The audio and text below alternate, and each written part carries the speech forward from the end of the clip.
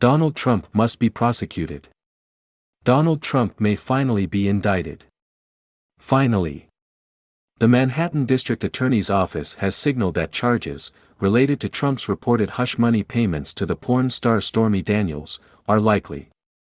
But there's also hand-wringing about whether this is the best case to be the first among those in which Trump is likely to be criminally charged, the strength of this case compared to others, and the historic implications of indicting a former president for anything.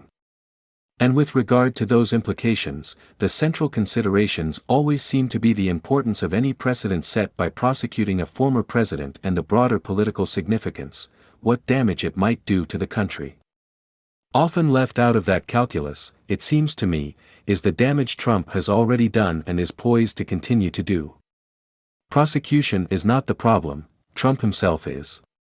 And any pretense that the allegations of his marauding criminality are a sideshow to the political stakes and were, therefore, remedied in 2020 at the ballot box rather than in a jury box, is itself a miscarriage of justice and does incalculable damage.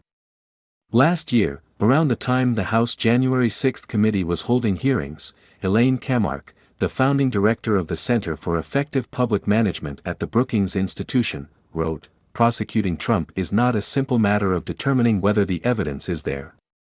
It is a question embedded in the larger issue of how to restore and defend American democracy." I don't see it that way.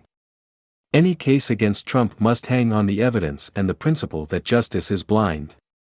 The political considerations, including gaming out what might be the ideal sequence of cases, across jurisdictions, and by their gravity, only serve to distort the judicial process. The justice system must be untethered from political implications and consequences, even the possibility of disruptive consequences. For instance, could an indictment and prosecution of Trump cause consternation and possibly even unrest? Absolutely. Trump has been preparing his followers for his martyrdom for years and evangelizing to them the idea that any sanctioning of him is an attack on them. This transference of feelings of persecution and pain from manufactured victimhood is a classic psychological device of a cult leader. Trump uses the passions he has inflamed as a political threat against those pursuing him. In 2019, when he was facing impeachment, he took to Twitter, citing a quote from Pastor Robert Jeffress, who had appeared on Fox News and recklessly posited that if Trump were removed from office, it will cause a civil war-like fracture in this nation from which this country will never heal.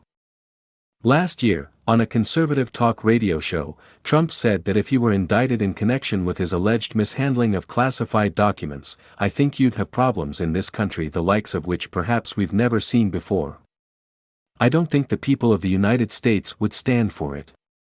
Over and over, Trump has goaded his supporters in this direction, whether during the 2016 presidential race, urging rallygoers to "knock the crap out of people who might disrupt the proceedings," or telling the Proud Boys, during a 2020 debate, to "stand back and stand by." On January 6, 2021, he waited and watched the attack on the Capitol for hours, resisting pleas from his own advisors to try to stop it. When Trump finally made a statement, he downplayed the insurrection and reluctantly told the rioters to go home, but not without adding, "We love you. You're very special." Trump is the impresario of incitement. He'll use any attempt to hold him accountable to agitate and activate his loyalists.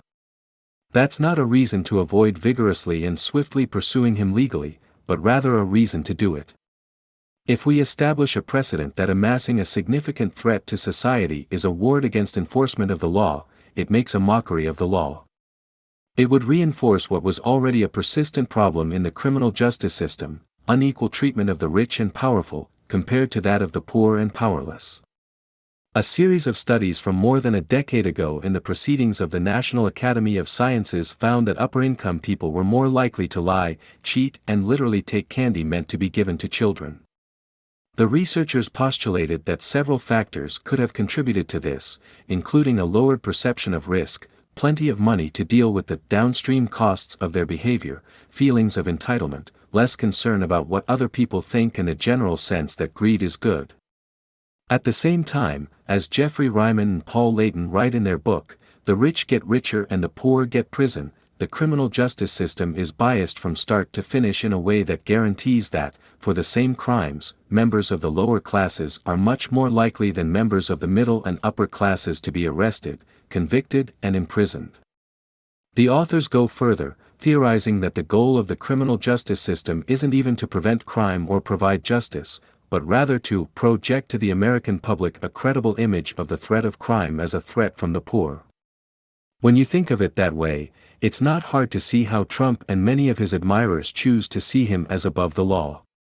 Indeed, if he weren't rich and powerful, charges would almost surely have been filed long ago. Prosecuting Trump wouldn't break the country.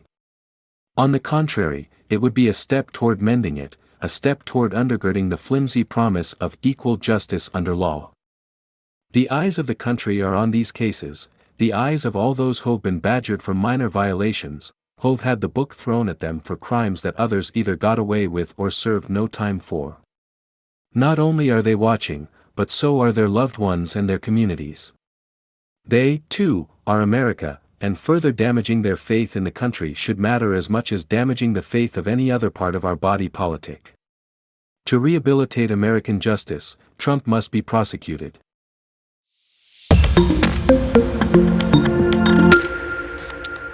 Donald Trump must be prosecuted. Donald Trump may finally be indicted. Finally. The Manhattan District Attorney's Office has signaled that charges, related to Trump's reported hush money payments to the porn star Stormy Daniels, are likely. But there's also hand-wringing about whether this is the best case to be the first among those in which Trump is likely to be criminally charged, the strength of this case compared to others,